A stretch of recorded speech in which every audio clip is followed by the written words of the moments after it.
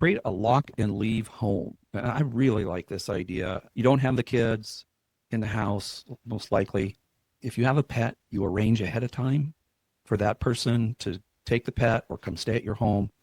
But create a home that doesn't require a lot of maintenance for you to be there. So that, hey, a great deal coming up on Hawaii, Mexico, or visiting family. You can just pack the bag, lock it up, and leave it. Love this idea. I think that's a great idea.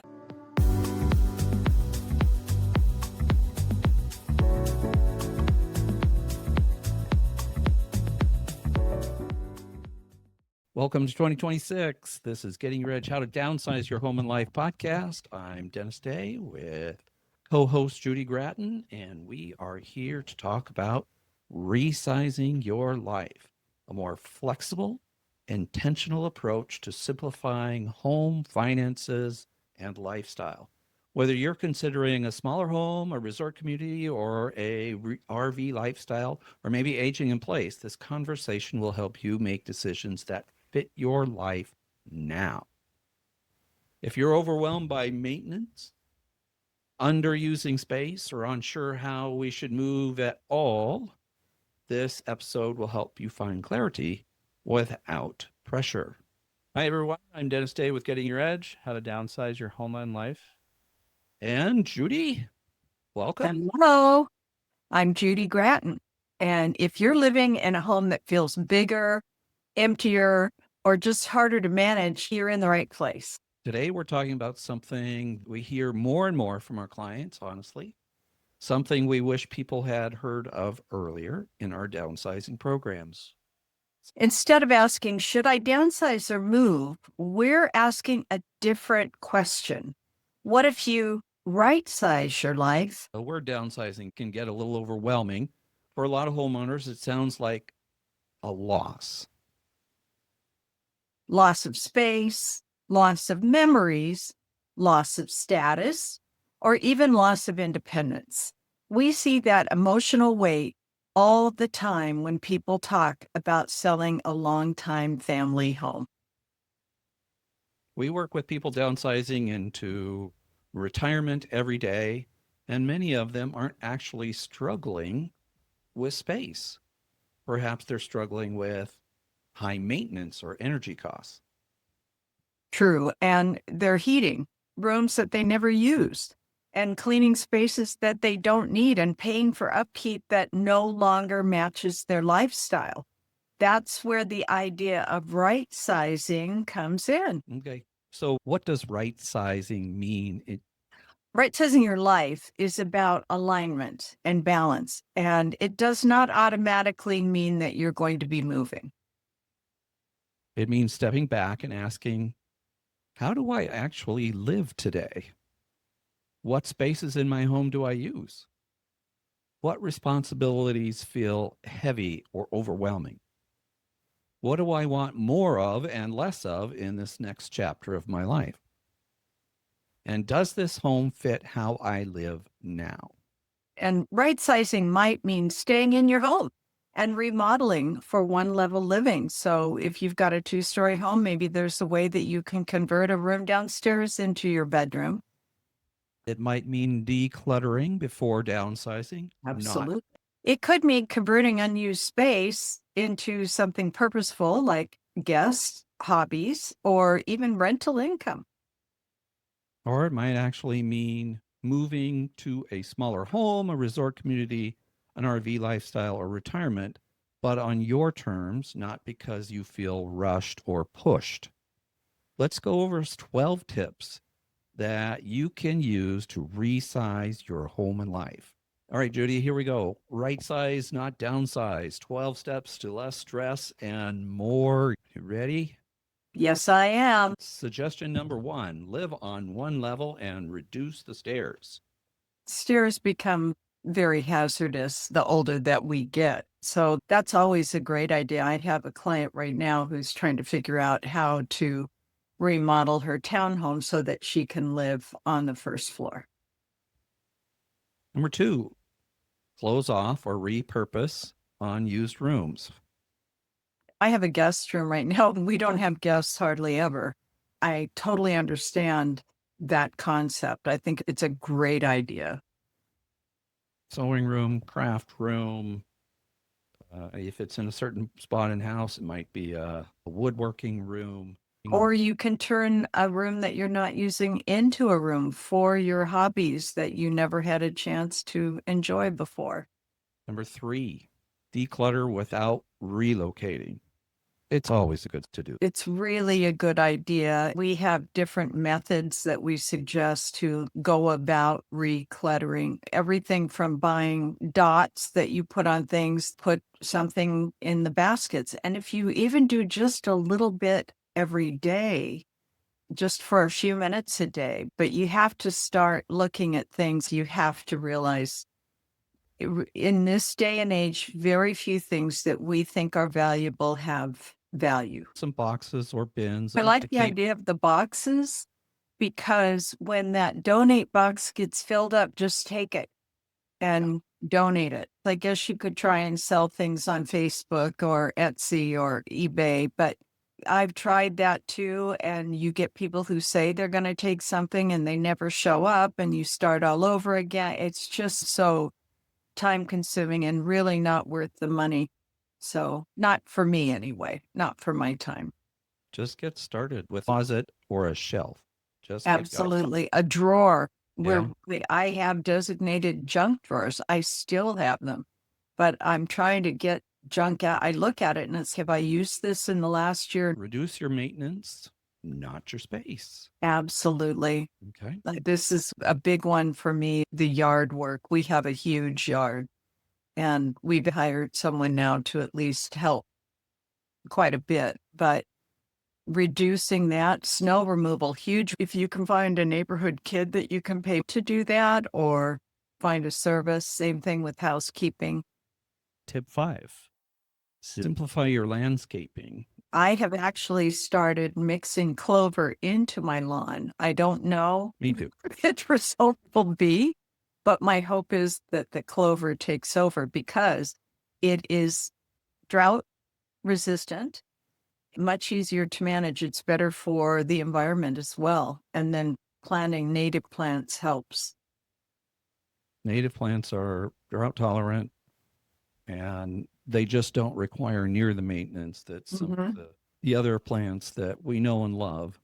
Change your lighting is one of the cheapest and easiest ways to improve your household. It also improves energy costs and safety. So change your LED lights. Remove your fluorescents. Nobody likes fluorescent light. I know we tolerated that through the 70s and 80s, but nobody likes that kind of light. It's Create not a walk-in shower. Add grab bars. I just ordered one for my mom. She comes over. She needs to have a grab bar in the bathroom and makes things safer and easy. Remodel for comfort. Shrink your expenses. pay off credit cards. That's always a great idea if you can do it. We had magazines. My father-in-law started on a Reader's Digest, which just went from the mail to the bin for years because we never read it. And if you do read them, donate them after the fact. There are lots of places that would be thrilled to have your magazines. And then, of course, cable and subscription. There are services now that will actually go through and clean out your subscriptions. Apps are another thing that we end up paying for on our phone and not realizing it until it's too late. They'll either organize them for you so you know what's coming up, or they'll cancel them. And then cable, there are ways around cable now. We finally cut the cord a few years ago, and we've been very happy that we did. We have a smart television and go through our internet service, and most people have internet now. Create a lock and leave home. I really like this idea. You don't have the kids in the house, most likely. If you have a pet, you arrange ahead of time for that person to take the pet or come stay at your home. But create a home that doesn't require a lot of maintenance for you to be there. So that, hey, a great deal coming up on Hawaii, Mexico, or visiting family. You can just pack the bag, lock it up, and leave it. Love this Mhm. idea. I think that's a great idea. Rent before you move. Really highly suggest this. Heard a lot about people who have said, I want to move to this vacation area. We love it there, etc. And then they go there and it isn't what they expected. The community that you're comfortable with is not there. The services that you need may not be there. So I think that's an excellent idea. Not for a weekend, not for a week. Stay for several months and see if the weather changes. Well, I have a friend in Puerto and she loves it there 10 months of the year, but August and September are horrifically hot, humid, very little of that wind or a breeze. My So, brother lives down there as well. yeah, the weather can change. So spend time before you make a decision. I have a good friend who's doing that right now. She's down at the desert. She's staying there till March. It was a family home and she's considering buying it, but she's going to go down and see how it goes for her before she comes back home. Turn that space into a rental or a guest space for extra income. I have friends that have Airbnbs in their home and they do very well with it. You may not want to go the route of people who come and stay for a day or a week or whatever, because that requires a lot of maintenance, but they bring in medical or traveling nurses. Corporations like Boeing will bring people in under an apprenticeship from another part of the country and have them stay for 2 to 6 months. That's great if you're comfortable with that idea, but always work with reputable organizations and make sure that you run all the background checks to make sure they're a good fit for you. Big closet that she actually turned into being used as one of the bedrooms in her rental area down in the basement of her home. Number 11, outsource what drains your energy. Some people are really into this grocery delivery. My daughter being one of them. She was doing delivery during COVID, but then now she's really into the where you place the order and then you just pull up and pick it up. Oh, And yeah. that sort of thing, that sort of service, she's got 3 little kids. So it really is helpful for her if you can afford grocery delivery or pick up where you just place your order and then you pick it up at the store. Even stores like Target are doing that now. Home maintenance can be problems. I'm getting up there in years myself. If I don't want to be climbing up on ladders, getting on the second story, the fall could be catastrophic. So look for a great handyman or a service. There are apps that help you do this. Next door is a And great place to ask people around you, who yeah, have you used that you recommend. and a meal service. Some people swear by this and they get these healthy, appropriate meals that taste great and they deliver them to your door.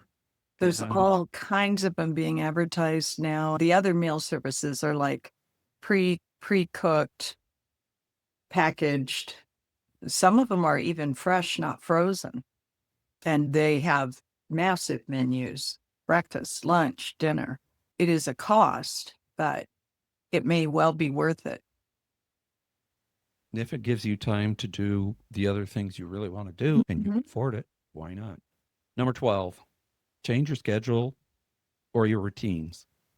Many of us have got into a routine based on our work schedule. And now perhaps you're retired, you're working part time. So changing things up can really fit exactly what you're doing, what your lifestyle is now, rather than what it was when you were a 40-hour plus a week employee. Yeah, I agree with that completely. Those are all really good ways to make changes in your life that make your life more comfortable, whether you move or don't move. What life is all about is making decisions from making your best choices from different options. So it's a recalibration, Mhm. resizing, not Mhm. the full downsize, Right. downsizing light. I think Going- downsizing, that word scares people. It's like they're afraid they're going to lose something they don't want to lose. And you don't have to do that. On the other hand, you do have to be realistic about what really is working in your life and what it costs to keep it, if it's something that you really want. So let's give you some ideas of what some other people have done with their homes. We recently worked with some homeowners who assumed that selling was their only option. They looked through resizing their life and they realized they really loved their community. They loved the neighborhood they were in and they really didn't want to leave. So they did remodel to get a main floor with reduced storage and simplified the landscaping. And suddenly the home worked well for them. We had another couple of thought downsizing, giving up their comfort that they were going to be squeezed into a tiny little space. Instead, they sold the big family home. They moved into a smaller space in a resort area with all kinds of amenities they actually use, walking trails, social events, and low maintenance. And we see people exploring the RV living too, Yes. part-time or full-time. Resizing gives you permission to experiment on what life you really like. I think the important thing is for people to dream. This is your opportunity to do things that you've put off because you were raising a family, because you were doing this, because you were doing that. And this gives you the opportunity to make changes that will make your life more comfortable and fulfilling, whether it's staying in your house or not.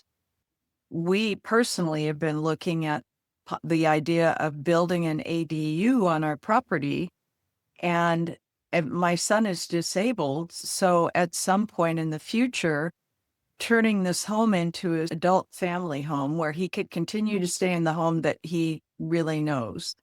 And then building that ADU, allowing the people who would take care of the home and the people living here to live there.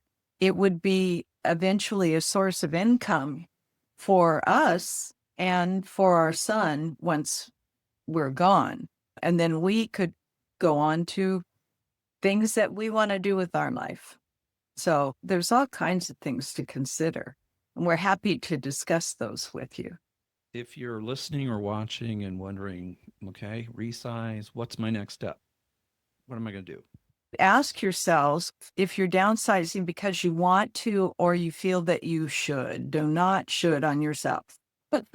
Do I need less space or less responsibility? If you're comfortable with the space you have, but you're just tired of the things that you're doing, you need to weigh those decisions. Would lifestyle changes solve the stress that maybe you're feeling right now before a move? This is where good real estate can advise you, and we can provide that. Downsizing isn't just a transaction for No. us. It is a life Transition, and it requires really some thought. People that right size first, with the decluttering part of it, that may solve your problem. Finding a landscaper, a great handyman, the meal service idea, exploring what you want to do next. I think all of that, people who do that, they make better financial and emotional decisions. One of the biggest mistakes we see people make is jumping into it and selling quickly, too fast, maybe on a whim. Resizing your life can help you avoid unnecessary moves and costly mistakes or buyer's remorse. People who feel that they're being forced to move. Family and friends make the decision for you. It's got to be something that you want to do. It gives clarity to your timing and your budget and priorities, especially important when planning retirement housing options. It needs to be your decision. You're the one who has to live with it. That's it for today's episode. I hope this resonated with you. Remember, you don't have to downsize your home before you really understand what you want. Right size first, and then decide what housing choices supports the life that you want best. Do your research, ask for advice from a trusted realtor and family friend. Find someone who's done this kind of work in the past, understands what you're going through, willing to take the time to listen, not just looking for another sale. If you're thinking about selling that family home, moving to a smaller home, or exploring retirement communities, We're here to help you through that entire process with clarity and confidence. Our goal to help you make an informed decision. We've been doing this in the Seattle area for quite some time. thanks for listening and watching. Getting Your Edge, How to Downsize Your Home and Life. If you found value in this episode, please subscribe, hit the like button, share it with a friend, and we hope to see you next time. Thanks. Oh, Dennis, we forgot. Aren't we going to have a little cheat sheet that will be available for people to download? Yeah. You are right. Thanks for reminding me on that. Folks, we've given you a ton of information, so we're going to make this PDF available for you to download.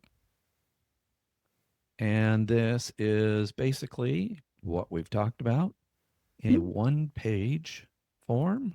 You didn't take notes. There it is. So we want to make sure that you have access to that information on a one-page PDF.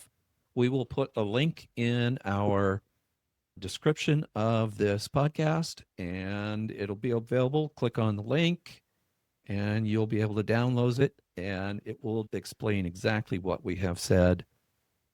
It also gives our information. So if you have questions about resizing, downsizing, or any other real estate needs, If you're not in the Seattle or Washington area, don't think that you can't reach out to us. We'd be happy to answer questions for you, and we might be able to find someone experienced in your area if you need help. that's it, folks. Thanks for watching, and we'll see you next time. Bye.